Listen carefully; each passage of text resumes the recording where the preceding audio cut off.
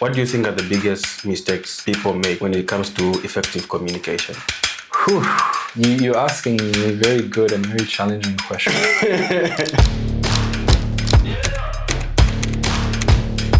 You're trying to make one message send more than one meaning. Perfect example in our Zambian context. You have a small business that says, oh, come to Chakutishani General Dealers. We deal in all electronics, agrochemical supply, construction. We will clean your house. We have Mateveto for you and we'll pick your children from school. That's confusing. So that message is confusing. It creates noise because it's trying to do more than one thing. So number one, now, what's one communication strategy that someone can start using today? It's not what you tell people that matters. It's what they remember when you've left the room. That's the most important thing. You can tell me everything and anything. We can speak for 5 hours. If I don't remember anything you said afterwards, it's useless. This is why communication isn't just talking. And trust me, I've made that mistake, and sometimes I still make that mistake. Because it's easy to talk, especially if you're passionate, you just keep going. So here's what I would suggest. I learned that at some point that communications is a skill, and there are 3 ways of growing in any skill: education, experience, and exposure. So education is your formal training, it's courses, it's school that you can go through in order to develop a skill. The experience is actually doing the thing, right? The famous do the thing. Don't talk about the thing, don't dream about the thing, do the thing. Now exposure is a little bit more nuanced and sophisticated. Exposure is about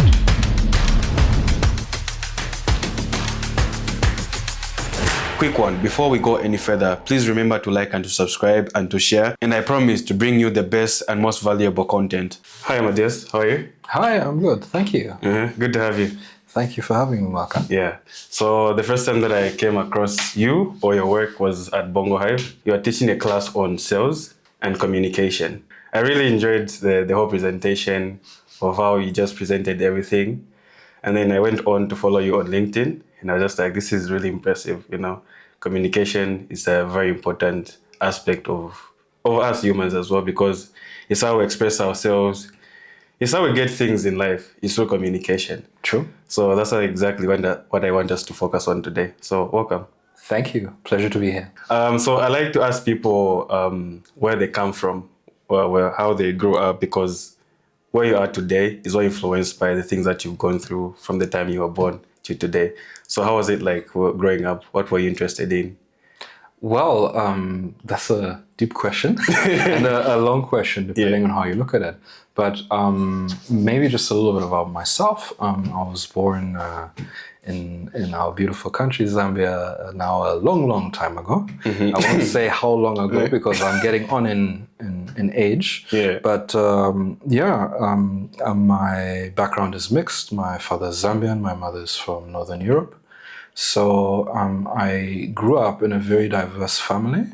And I think this has always kind of encouraged me to understand people, or to better understand people, because you'd end up being exposed to and dealing with very different kind of people, and I learned at a very early age that just because I liked things a certain way or I came from a certain environment didn't mean that other people were not different, right? And I was also a very curious child. In fact, I was a terror. My parents had the patience of saints. I had so many questions. I wanted to know about everything. Why is the sky blue? Why is this grass green? Why is this person short? Why is this person tall? I wanted to know everything about everything, And I learned very early on that the best way to do that, at first, was to ask questions. And then at some point, I learned that there was something called books that you could actually read, and that these things called books, or this thing called reading, could give you answers to questions that you had. So I grew up with a lot of storytelling around me. My father would tell me traditional Zambian stories, of course the famous Kalulu stories that we've all grown up with, and some specific cultural stories from our region and from where we come from in Zambia. And my mother would also tell me stories. She would tell me the Brothers Grimm fairy tales, which are fascinating and cultural in their own way. So I was always fascinated. I always wanted my parents or the adults around me to tell me stories, And then one day my dad said, well, you're old enough, you know how to read. Here's a book. And he had bought me these history books, these beautifully illustrated children's history books. I think one was about ancient Egypt, and I think the other one was either about Vikings or the Great Wall of China. And then I realized that with the ABCs I'd been taught, I could actually read. And there were stories in these books. And from that moment, I was hooked. Yeah. So that's where the passion for communication started from, isn't it? The seed was planted there, and I'm being a bit hesitant because the seed was planted there. But, I actually went off in a completely different direction. I decided that, I was a bit of a nerd and a geek. I loved computers, and I always thought I would study computer science, computer engineering, etc. But, then time came for university and things developed differently. And I was basically in a position where I was like, okay, I can't do computer science right now because of bureaucratic administrative issues. What do? And I had enjoyed business studies during my secondary school, my O-levels, and there was marketing, So I says, okay, let me do management and marketing. And the rest kind of is history. So how would you describe yourself? Are you an introvert, or how did you grow up like in the family? What kind of child were you? I'm the child that is noisy and energetic around friends and then comes home and locks themselves in their room to read. And every now and then my parents would just check just to make sure I was still alive. That's it. Yeah, pretty much. But when I'm out there with my friends, I'm noisy, energetic, running around, being a terror. But then I get tired. And I'm definitely an introvert. So for me, the difference between extroversion and introversion isn't about being shy or being able to communicate. It's about where you get your energy from. Extroverts get their energy, they recharge by being around other people, by being in social situations. Dump them in a crowd. They are happy. These are the people who are happy and shouting and having a good time at 2 a.m. while completely sober. Yeah. That's an extrovert for you, right? Because being in that crowd generates energy. Introverts, we have a finite amount of social energy. When we give that out, when we exceed that quota, data bundle, social bundle finished, we now need to go into ourselves, into a quiet place, do something that refreshes and recharges us. So I'm definitely an introvert, but many people don't believe me because I present extrovert very, very much. Because of the work that you do, isn't it? It requires you to be... Definitely. The work has actually stretched me as a person, and I think also expanded me in ways, yeah? The decision to go to school, were you being supported to study, or your parents were just like, okay, what is it that you want to study? How was that conversation like? Well, my parents have always been very supportive. I was very blessed and very lucky that way. And, of course, I was given a choice, But, of course, your parents also, every parent they have their concerns. They want to nudge you. Yeah. They want to make sure, you do something that will give you a good future. Because that's what parents want, right? For all their children. They want to give you a good future. But I always had their support. And I'm very grateful for that. I really have to be. So, yeah, I was fully supported, and the pathway was supported. I don't think they always understood some of the decisions, but I was also always given the room to make my own decisions and my own mistakes and to learn from them, In your LinkedIn bio, you describe how you struggled with presentation and also saw some other people struggle with presentation. And now you went from doing those presentations, which were maybe, boring, to making presentation that would impress executives and you would have their ears or listening. Tell me about that story. Well, communication is a skill, right? And I learned that at some point that communications is a skill. And there are 3 ways of growing in any skill: education, experience, and exposure. So education is your formal training, it's courses, it's school that you can go through in order to develop a skill. The experience is actually doing the thing, right? The famous do the thing. Yeah. Don't talk about the thing, don't dream about the thing, do the thing. Now, exposure is a little bit more nuanced and sophisticated. Exposure is about where are you doing the thing? What's the context of you doing the thing? Because I may have experience in communicating in Zambia, but if I go to China, I will have to learn some of the fundamentals again, right? Certain things will carry over, but they are cultural nuances. How do you communicate to an elder, to somebody of the opposite gender? How do you communicate to somebody who has a lot of power, authority, and status in that particular society? So going back to presentations, I learned fairly early on in my business career that I fortunately had been given a little bit of a head start. And it's really funny. When I went to university, one of the fundamental courses we needed to do was business communication. And we had this brilliant lecturer who gave us an amazing textbook. I'm still looking for that textbook. I don't remember the name. I don't know if I still have it, if it's buried somewhere in my crates of books. I hope I didn't sell it because I sold off a bunch of books in uni. But what this book did, it took us through business communication, you know? And at first I didn't see the value while doing it, right? Because, you know, at that time we had something called office practice back in the day. Maybe I'm now dating myself. We had office practice in school here. And I felt like, oh, this is a repeat. And, you know, there's email nowadays. Why do I need to learn how to write a letter? And all these other things, you know? But we were taken through the process of how do you craft business communications, right? Not just in terms of how to structure it and in terms of grammar and spelling, but also in terms of what is communication in the first place. So I learned a few things. And there's a day where in one of my jobs, my general manager talked to the deputy manager who was struggling with communicating something via email. And he told her, but why don't you just give this to Amadeus? He's good at writing emails, you know? And then I realized, oh, maybe I'm onto something, you know? I thought I was a lot better at communication than I realized I was. And one of the turning points for me was going to Toastmasters, the public speaking club. It was something that I had read in a book that really changed the way I was thinking about things. And this book advised to say, hey, if you have the opportunity, go to Toastmasters. So I ended up going, at that time, I think it was the only Toastmasters club in Zambia. And the first day crushed me. I mean, everybody, you know, Toastmasters is amazing. Everybody is nice, so supportive. It's a very safe environment with positive criticism, you know. But it just made me realize that I thought I was good at communicating with other people. I realized that talking is not communicating. Having a lot of words and saying a lot of things is not communicating. Oh, I love to talk, don't get me wrong.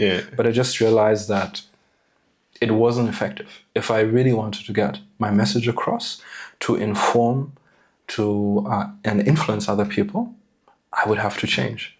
So that kind of set me out on my journey. What do you think are the biggest mistakes people make when it comes to effective communication? You're asking me very good and very challenging questions.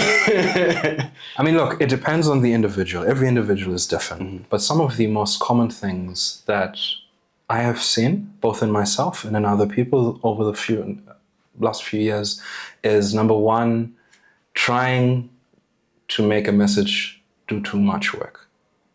So we always say that one message can do one thing for you. Don't try to make your message do more than one thing because you're going to cause confusion. You're creating noise. When you're communicating, in a typical scenario, let's take a step back. There is a sender and there's a receiver in every communication process. It might be one person, it might be a group of people, it might be everybody in a given space, right? Then there's a medium through which you communicate. Now there's also a message. The message has to be sent through the medium to reach the receiver from the sender, right? When we create a message, we do something called encoding. We structure the message in a way that can hopefully be understood by our audience. If my audience is in Zambia and I encode my message in Mandarin Chinese, then very few people will understand it, right? So the way I encode my message matters, right? Equally, when the receivers receive the message, they have to decode the message. And now the assumption is that they have the tools and the ability to decode the message. So going back to that model and the question of what are some of the big issues. Number one, you are making or you are trying to make one message to send more than one meaning. So, for example, a perfect example in our Zambian context. I'm sure you've seen those old adverts, or they're not even old, people still do this. And I always laugh when I see it because I understand why they do it. You have a small business that says, oh, come to Chakutishani General Dealers. We deal in all electronics, agrochemical supply, construction. We will clean your house. We have Mataveto for you, and we'll pick your children from school. That's confusing. Yeah. Like, what do you really do? Are you an electronics store? Do you provide Nshima? Are you going to help me do school pickups and drop-offs, right? So that message is confusing. It creates noise because it's trying to do more than one thing. So number one, people send messages and you need to be specific. Focus demands sacrifice. You need to focus, and in that focus, you need to remove everything from the message but the core point you're trying to drive across. One. The second thing is people don't have structure. Now, I get this. Again, very few people teach you this sort of stuff, right? Unless you're interested in it, you come for formal training. Some people figure this out naturally through experience and exposure, right? We go back to the 3 E's, your education, experience, and exposure. But having a structure on how to communicate really, really matters. When you look at any form of communication, there's a beginning, there's a middle, and there's an end. Some people's communications have a middle, they have no beginning, and they have no end. They just continue and continue and continue. I think lastly, aside from number one, trying to get a message to do too much, not having a clear structure of a beginning, a middle, and an end, which makes it easy for me to decode your message.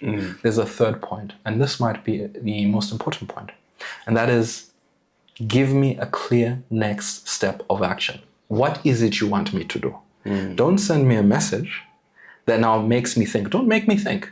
Don't send me a message where now I have to figure out, okay, what does Marco actually want? He's given me all this and he's given me a long story now. What does this mean? And what does he want me to do about this, right?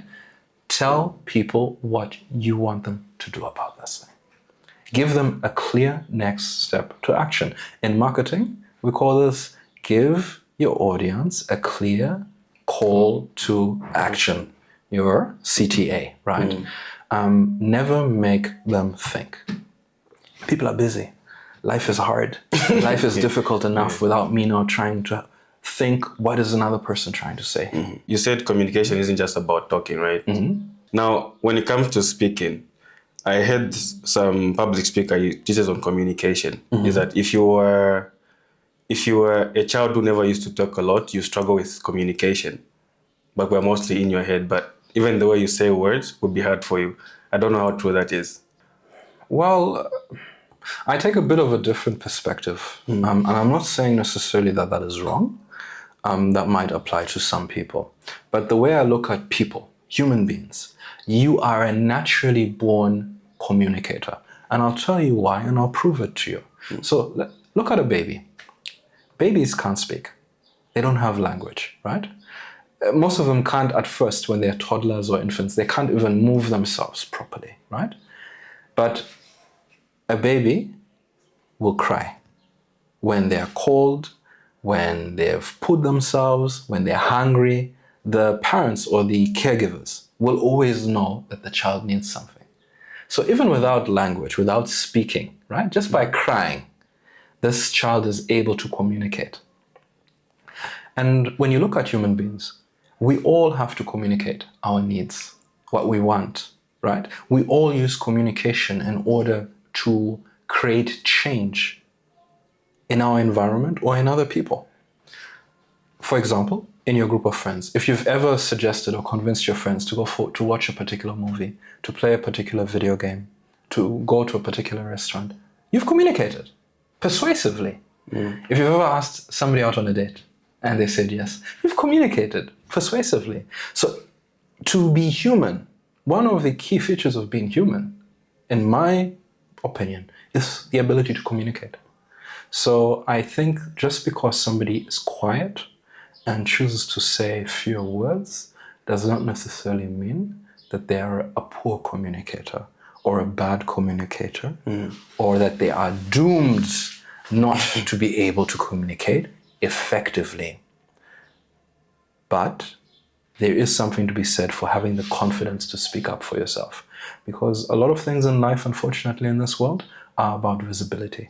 Are you able to speak for yourself and to speak up for yourself?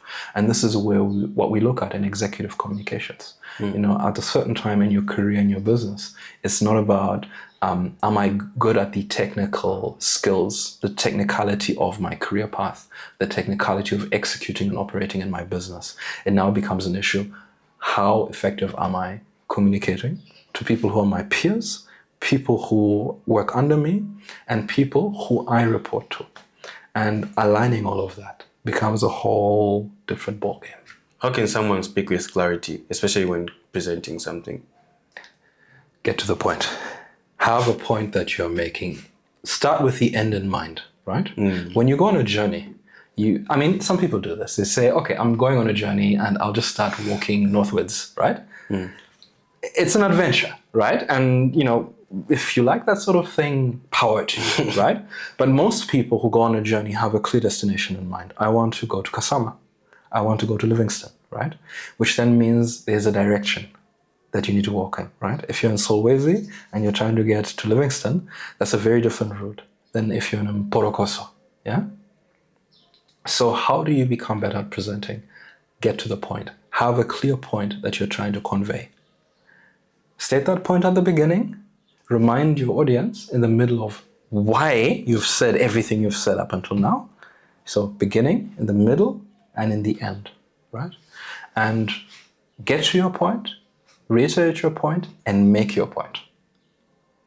That's the number one thing that can improve a presentation. Because when you have a point, when you know what it is you're speaking to, that empowers you. Everything else you can build up around there. I've read about storytelling, and most of the things that I've seen, in a nutshell about storytelling, it makes the message stick, or the message that you're trying to convey to stick. So how can people make messages stick? What are those components? So again, it goes back to, if you're using storytelling, there are different storytelling frameworks, and there are so many different philosophies and approaches to how do you tell stories. What I think the simplest and the most basic manifestation is the beginning, the middle, and the end. Every story has that.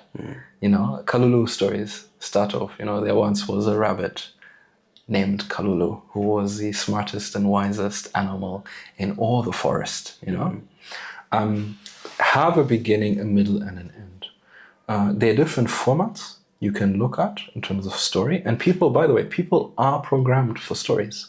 It's how we learn best. There's a reason why oral tradition, in every human society, oral tradition was such a huge part of development, of society, of culture, that stories were passed on, or information was passed on in the form of stories from generation to generation, right? And with literacy coming in, writing it down, reading, writing became the method for transmitting that.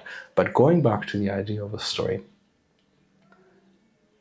and this is from a friend of mine who learned this from his father, said there's a beginning, middle, and end in every story, or in everything you're trying to communicate, right? Because to me, communications are stories, right? They're just very specific stories, maybe with less characters and less fun, less filler, less plot twists, but they're stories, right? You don't start at the beginning and you don't start at the end. You have to understand your point, but you start in the middle.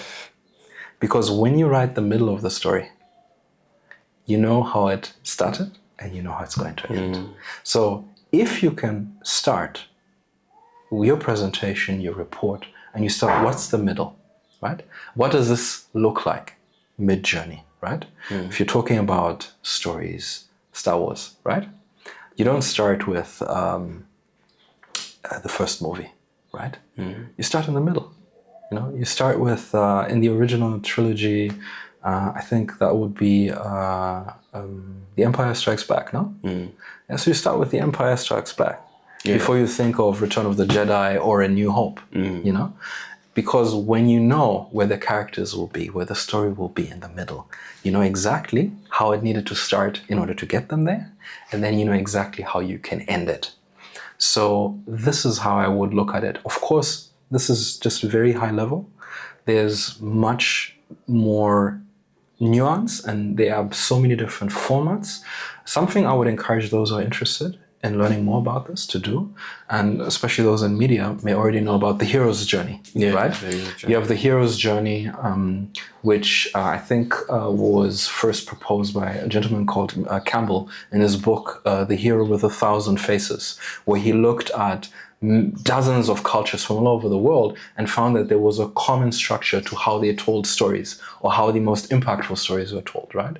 So you can look at the hero's journey, right? Because there's ways of applying the hero's journey to what you are trying to tell people, you know? It's a journey of you start from where you are, the hero is called to action, faces tribulation, you know, but is guided by a wise counselor, wise advisor, a guide, gets allies, gets into more trouble, and just as you think things are about to go and take a bad turn, you know, there's victory, and they go on to defeating whatever needs to be defeated, the evil wizard, the dragon, the whatnot, and then at the end, the hero returns to where they started. Yeah. But they are wiser and they are better for having been on that journey. So I would look into that for those who want to make storytelling part of their communications toolkit. Now, what's one communication strategy that someone can start using today? Okay. That you can think of? It's not what you tell people that matters. It's what they remember when you've left the room. That's the most important thing. You can tell me everything and anything. We can speak for 5 hours. If I don't remember anything you said afterwards, it's useless. This is why communication isn't just talking, you know. And trust me, I've made that mistake, and sometimes I still make that mistake. Because it's easy to talk, you know. Especially if you're passionate, you just keep going on. So here's what I would suggest. What is it that you absolutely positively want that person or that group to remember about what you've said? What is the one thing you want them to take away from it?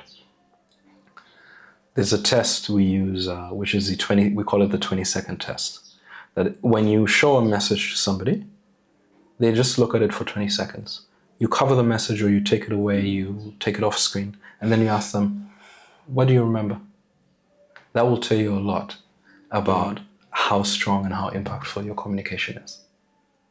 Yeah. So that's something I would suggest to people. Amadeus, so this is called Do It. So here we don't just talk, so we do it here. So on this segment, on the project breakdown, like I have been mentioning, I like your LinkedIn bio, the storytelling and everything. So we just have a look at that, and then you're going to help me improve mine and what things I can improve on in my bio, because my bio only says creativity starts here, which isn't communicating enough, I know that.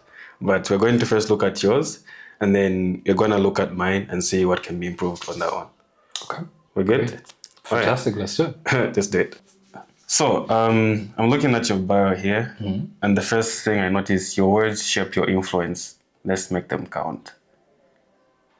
So this clearly speaks. Okay, just tell me about that first of all. Okay. So I think when we're looking at any kind of LinkedIn profile, we need to understand three things. Who are we speaking to? Why are we speaking to them? And what is it we want them to do? Right. And what we want them to do should link back to what is it we're trying to achieve by being on LinkedIn. LinkedIn is a professional platform, but people have different reasons for being on LinkedIn. Some people are there because they're looking for work, or they want to grow into new career opportunities. Others are building personal brands, again, to enhance their career, or perhaps for some consulting work, or they're selling products or services, right? So there is an intentionality. Number one, understand what is it that you want LinkedIn to do for you. Not not for other people. It starts with, what do you want LinkedIn to do for you? One. Then you go into, who do I serve? What am I going to do for other people? So my ICP, my ideal client profile here, my purpose here is to build a personal brand. Yeah. To share what I have learned, my journey, the hard knocks of becoming a better executive communicator with other people in Africa, focused on having positive long-term impact in their careers and in their communities. So I'm specifically focused on people who have a long-term focus, who want to have a positive impact on our continent. These are the people I focus on. These are the people I serve. So you're generally looking at people who are leading in an executive function or stepping up to that in an organization, or maybe even in their own business, because you need to function as an executive in your own business at the highest level. So when you look at it, instead of putting a profession under my name, which a lot of people do, a lot of people will say, "Oh, I'm an accountant." They will give you their role. Or they'll give something very inspirational, like husband, father, and these are all wonderful things. I'm not condemning that, right? But it doesn't really tell me what you do for me. So one thing you have to understand and keep in mind is that primarily people care about themselves. Number one. And I'm not saying that everybody's a narcissist or horribly selfish. No, but the truth is, everybody asks, "What's in it for me?" Right? The first thing they see aside from your name should tell them. So your words shape your influence. Let's make them count. I'm looking at people who realize that how they communicate, what they say, shapes how people perceive them and shapes the influence, how they are heard. And let's make them count. It means that you need to be heard.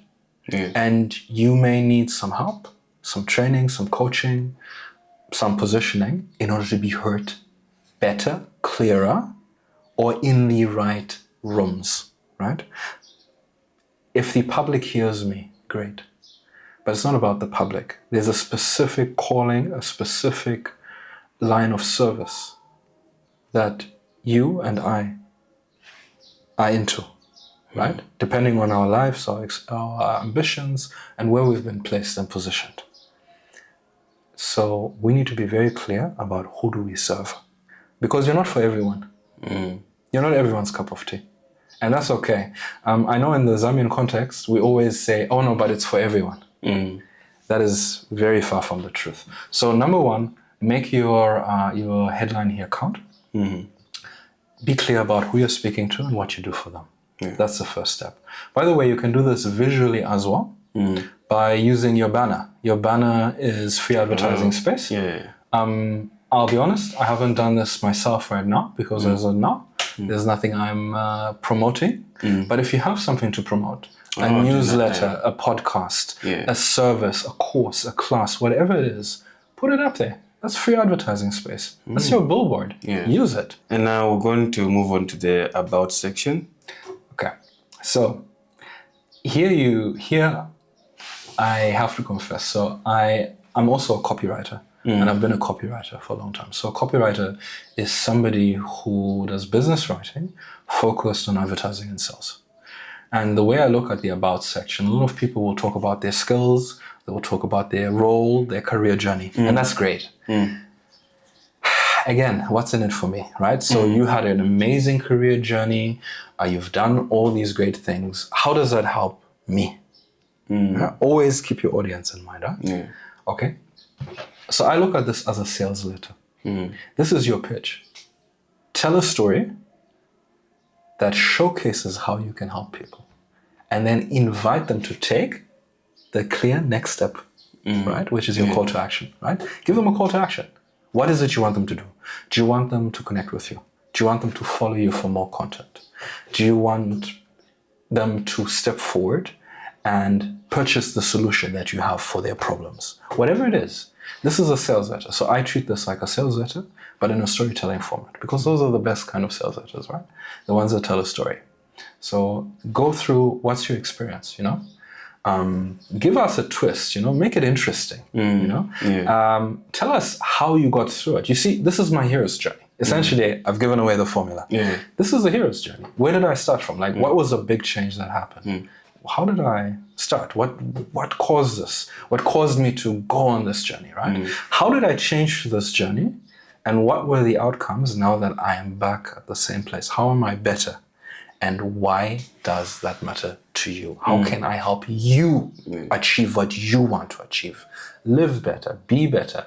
There's an amazing coach I follow from the US who's focused on health and fitness. And he does the most amazing health and fitness content on LinkedIn. Now you'd think LinkedIn, health and fitness. Yeah. But it's possible because, you know what? There's a lot of people who are in organizations and business who are working hard, who are really good at what they do, getting incredible results at the cost of their health.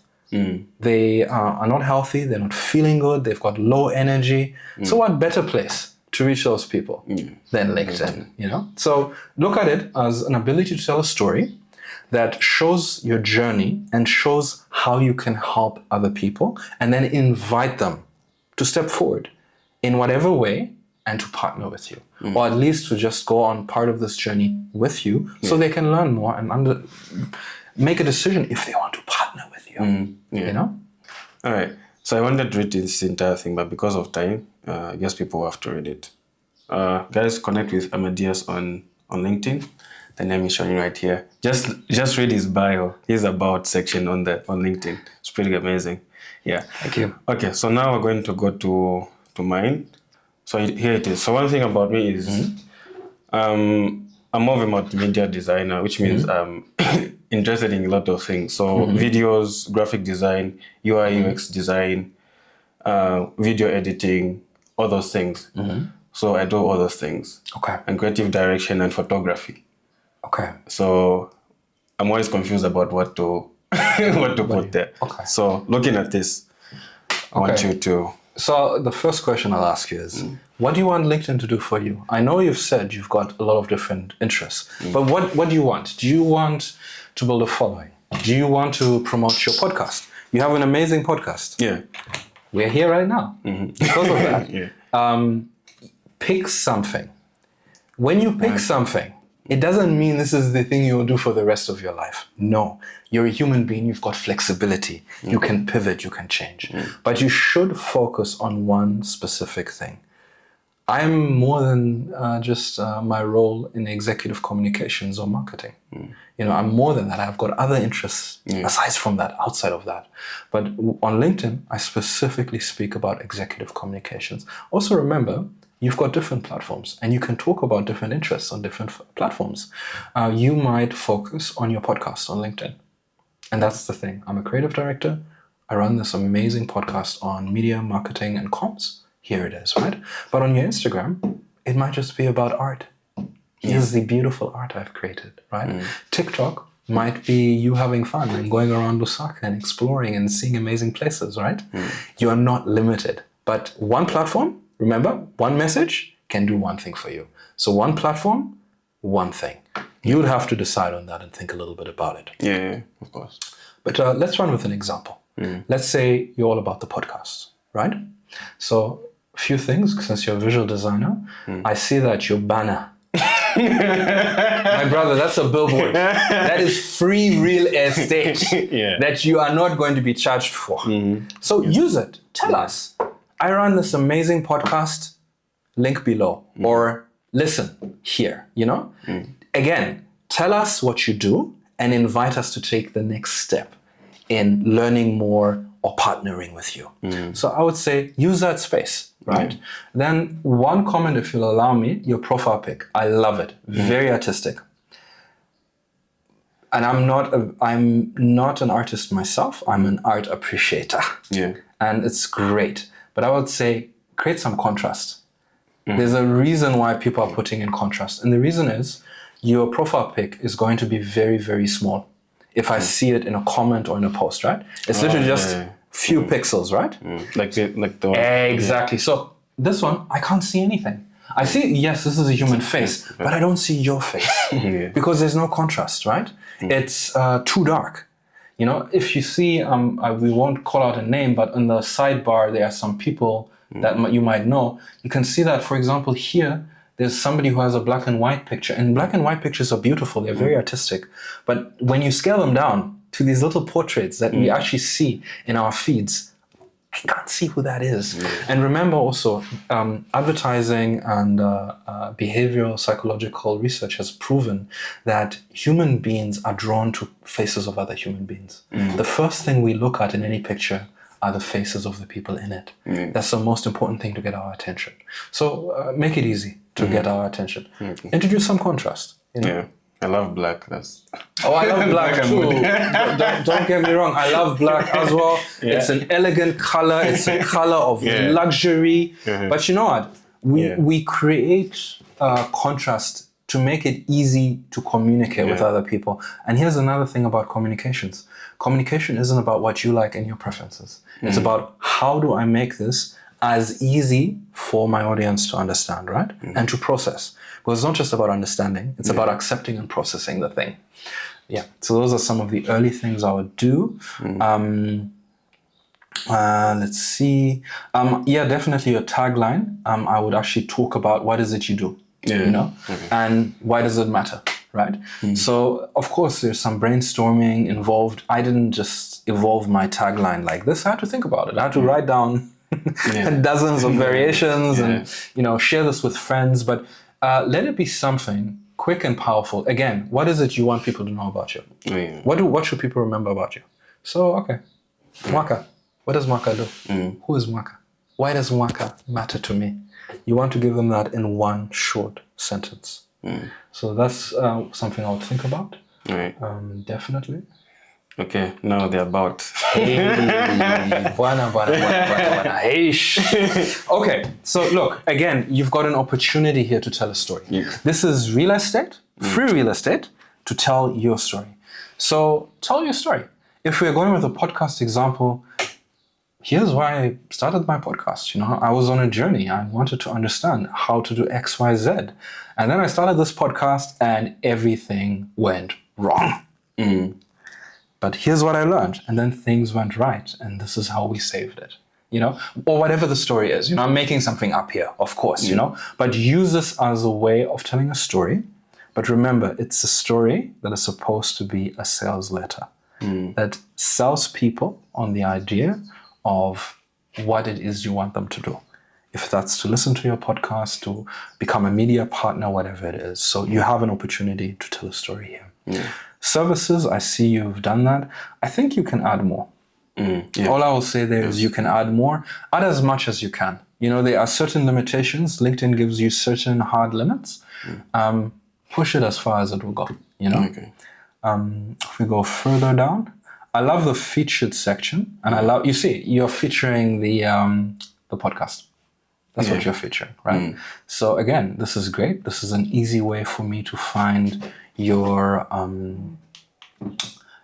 content, and it's convenient because I know that if I come to your profile page, I'm going to find all the podcasts in order. So this is a good use of it. So this needs to align with this, right? Exactly. Because, you know, if I'm looking at your professional description and then what you feature as your podcast, there's a gap. There's a disconnect. I'll be like, oh, but I thought he was a videographer. Why am I now seeing a podcast, right? So your feature section should align with your main message. What is it you're trying to tell people, right? And I think it's very clear. You are telling them about the podcast. Okay. Or whatever else you want to tell them. Okay. Yeah, I think that's... Yeah. Okay. I mean, there are other opportunities. You really want to use all the sections you can. So in your experience, again, with each position you have, there is an opportunity to tell a story. You want to be strategic with this as well. I think if your roles clearly show that you're building up towards a particular role, career path, that just becomes part of your story. And yeah, people do want to know that they're dealing with somebody credible. Please don't write super long stories. Keep it short, because remember, they're two types of people. We've got skimmers and scanners. Skimmers are people who will just look for keywords and key phrases, and they say, "Oh, I've got the idea. I'm good." Right? Scanners are people like me. We will read everything you write, even if it's 5,000 words. We will read every word in order. But make it easy for both skimmers and scanners. And also remember, people are busy. I think unless somebody is in HR and you're looking for a job, they may not go through your LinkedIn in detail. Also, if they are from HR and looking to, maybe reach out to you for an interview, also remember they will ask for your CV, and that's where you put the detail, right? So that's an opportunity to tell stories. There's some sections below that I think are kind of important. Yeah, you definitely want to put any licenses and certificates there. Storytelling for change. You see, that aligns with your podcast, right? Using storytelling to pitch and sell ideas. You see, there's a theme that is developing here, right? Your skill set, again, your skill set matters. Pitching ideas, creative pitching. I think LinkedIn allows you to actually have over 60 kind of skills. Okay. Oh. Put as many skills down as possible. It doesn't hurt you. It's SEO, search engine optimization. You want to show up in these sort of things. Also, something that's really powerful for everybody. It doesn't matter if you are looking to grow your career and network for your career and maybe find your next role, or you're building a personal brand, or you're a consultant, or you're selling some sort of professional service. You really want to have some references, And again, if you go to my own page, you will only find one reference from many years ago. So I'm going to eat my own dog food, my own cooking, as they say, and say that, I'm also going out now and soliciting for referrals from clients, from partners. This is important. It builds credibility, and it also just gives people a little bit of an idea about who it is and what can you do, what's your impact, I'm not saying you need 5,000 referrals or references, but get some key ones, get them updated, get them talked about. If you have publications, if you've published academically, use that, if you had major projects, you can put that down. And, you can be creative, but please be truthful and honest, because people will check you. They will ask, "Oh, so this project, you did X, Y, Z." I'm like, "Oh yeah, I was actually an intern and I was there for one day and I attended one meeting and they allowed me to take minutes." You can't really say you delivered the project, right? I'm all for personal branding, but one thing, maybe just as a rule of thumb, when we go through and look at a profile, is please don't over-exaggerate. It is better to understate and over-deliver, right? Be truthful. Yes, you can position the truth so that it shines and sparkles the way it should, but don't mislead, don't imply things that are not true, because people will figure it out and you will be called out on it, If you featured for 5 seconds on a video clip that was about somebody on CNN, CNBC, whatnot, then don't say, "Oh, I'm glad I was featured on CNN." That's a bit like stretching it, right? So these are some of the things I would look at. I think you have a solid profile. It just needs focus. And remember, focus demands sacrifice. And that simply means that you can focus on one thing for now, push that one thing with the thought in mind that, what do you want LinkedIn to do for you? Answer that question and everything else falls in place from there. All right, thank you. All right, thank you for the project breakdown. I know we could go on and go through a lot of things, but due to time, we can stop there. Okie dokie. To be continued. To be continued. All right, Amadeus, thank you so much for the project breakdown. Now, back to our conversation just to wrap it up. Sure. All right. Thank you once again for the project breakdown. That's really helpful. I'll work on the tips you've given me, and I'll see how I can improve that. Especially the profile. The 20-second pitch, you talk about that in your LinkedIn about section. So you said you need to be able to pitch a complex idea in 20 seconds. How do you do that? Okay. Preparation or prep time, you really want to prepare. So there's a way of doing this. And I think in the startup world, you may know about elevator pitches, right? The kind of scenario where you get into an elevator somewhere at a conference or hotel, and you find there's an investor or somebody you really look up to who might be able to help you, mentor you, invest in you. And you have 20 seconds while the elevator is going up or down before the next floor to tell this person who you are, what you do, and why they should care.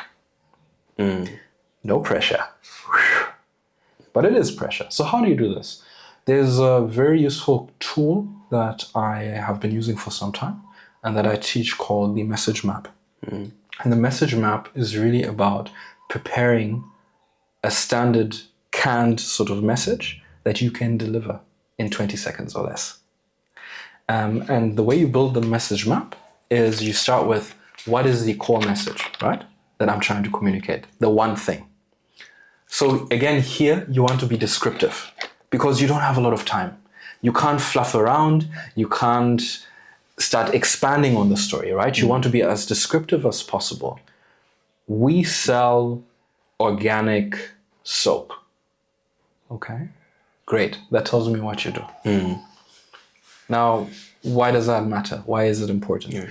We sell organic soap for people with sensitive skin because people with higher concentrations of melanin are more likely to develop severe skin rashes, irritations, and conditions. Our soap has been scientifically tested by the University of Zambia and approved by the South African Shani Standards Bureau and is safe to use for all age groups. Okay, so you've given me your core message of what you do. You've given me reasons for why I should care about that, Now, what do you want me to do about that? We are looking to bring on, last year we had sales of 2 million kwacha. We've expanded into regional markets in Zimbabwe, Malawi, and Tanzania.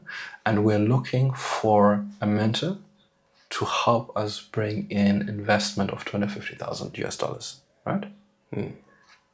I would love to exchange details with you to find out if you had somebody in mind who might be interested and willing to help us.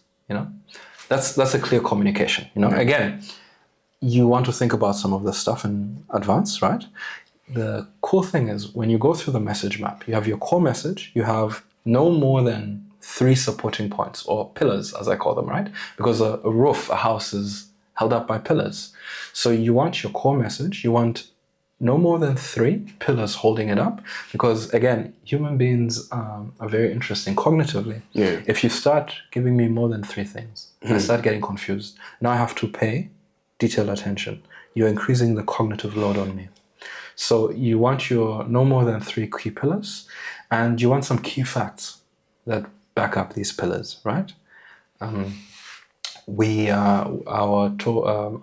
soap is dermatologically proven and safe for use, as tested by Unza Labs, or whatever is credible, right? That is factual and true.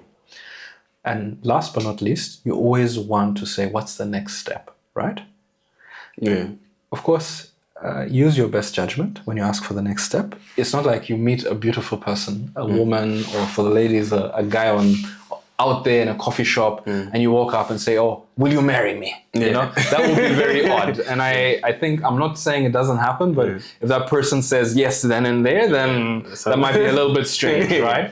But you may want to say, "Hey, I saw you here. I really like you, and I would like to take you out for coffee, or I'd like to join you, if you don't mind," right? And if they're okay with that, then you can have a conversation, right? And you can see where things go from there, right?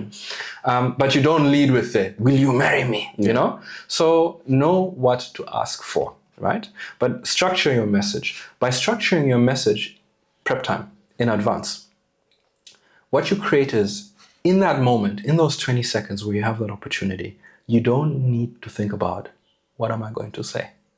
That's a big thing. We may all have found ourselves in the past, I know I have, in situations where I had an opportunity, but I didn't know what to say.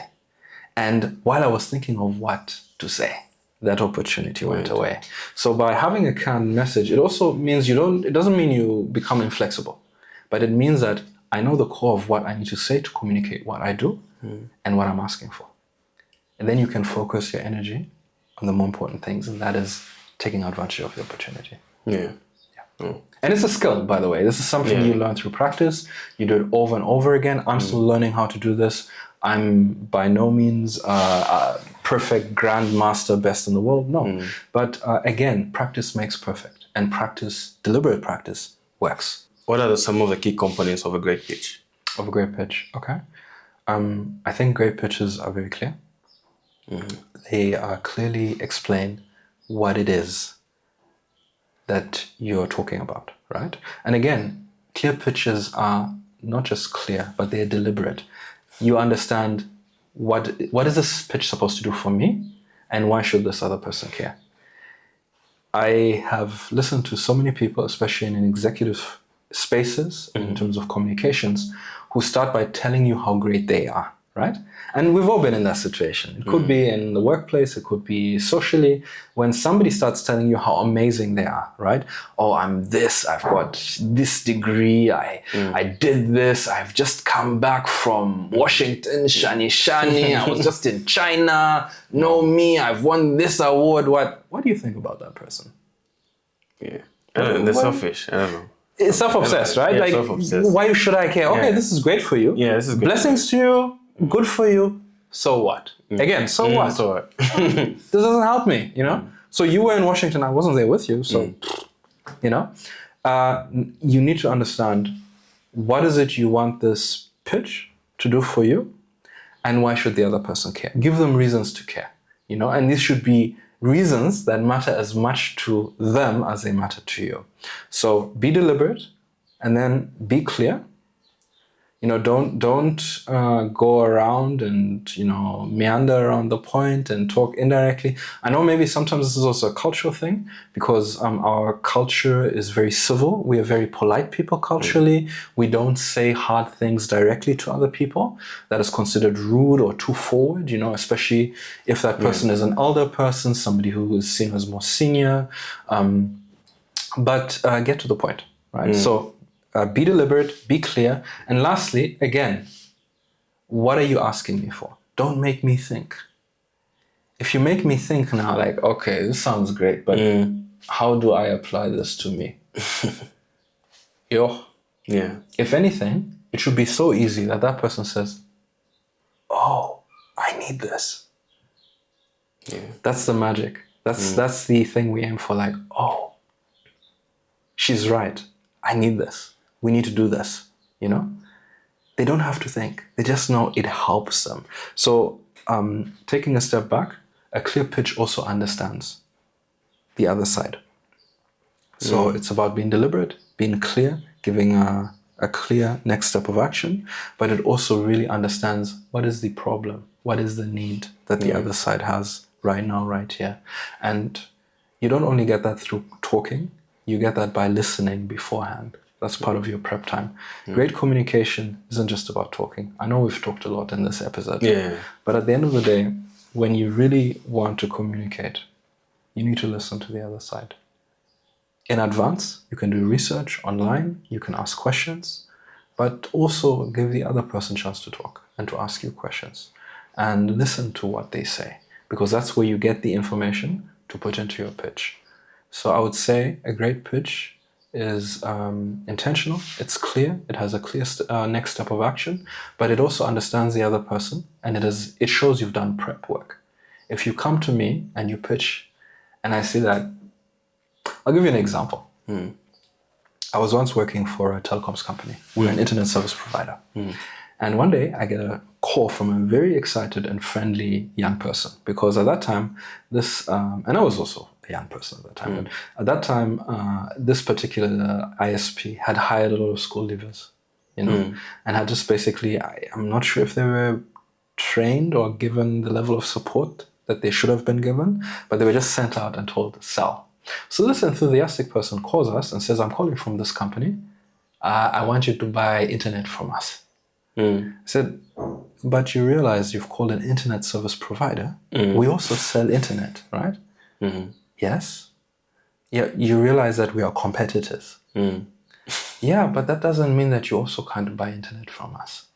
I laughed. Wow. I mean, I think there was a point in there somehow. Yeah. But, it also showed as much as the enthusiasm and the passion for the sale was there. And I loved that. I respected that, It also showed a lack of preparation, So prepare, listen, that person didn't listen to understand.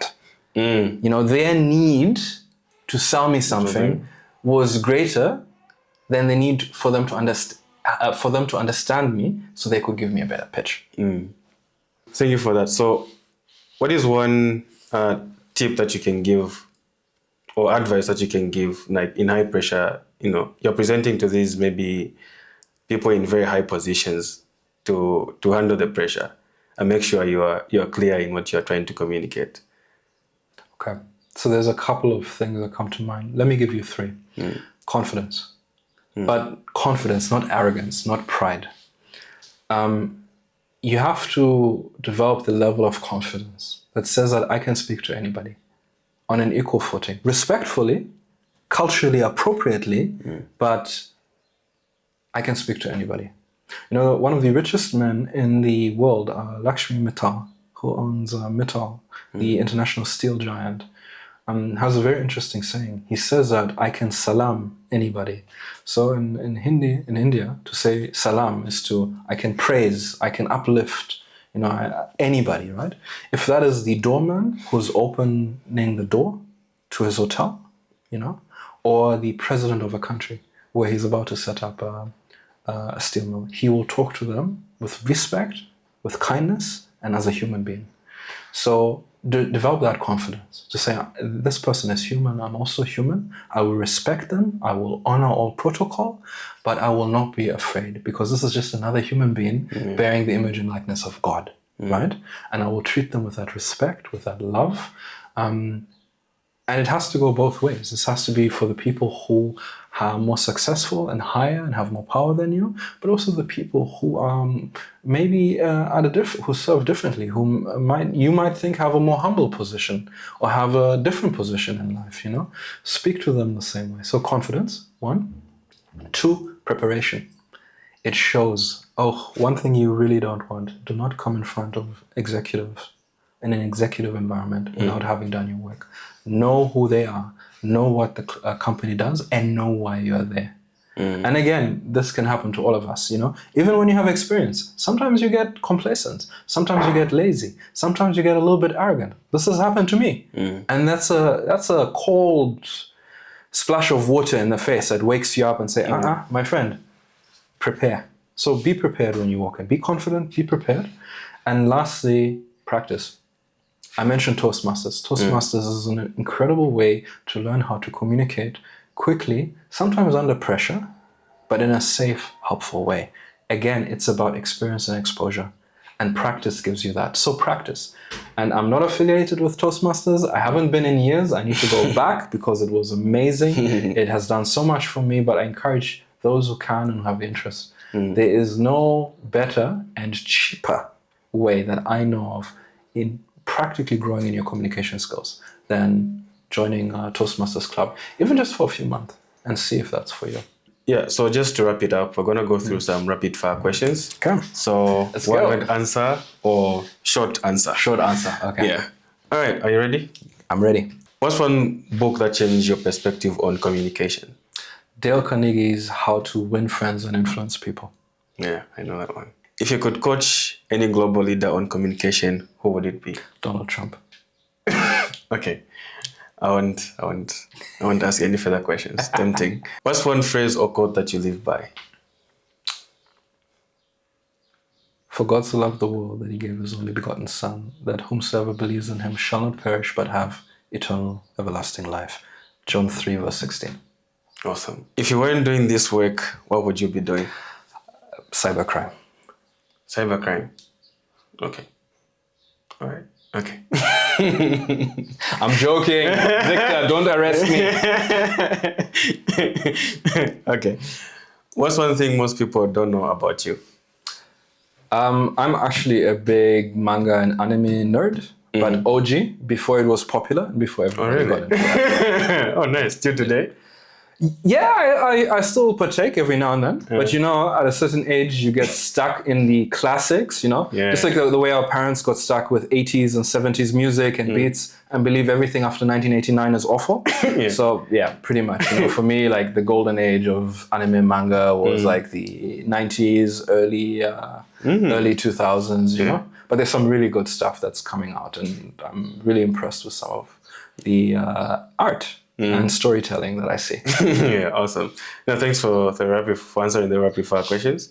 Okay. Yeah, just back to the conversation, just to wrap it up. Sure. And anything that you're working on that you'd like the people to know, or you just keep it in the wraps?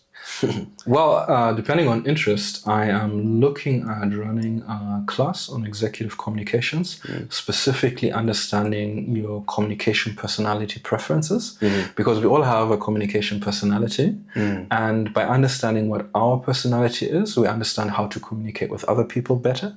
And by understanding what their personalities are, we can, oftentimes it's not the problem in communications that people don't understand what we've said. It's that they can't process it. They can't accept it. So by understanding your communications personality and understanding theirs, you can craft your messages in such a way that people can both understand and process what you're saying.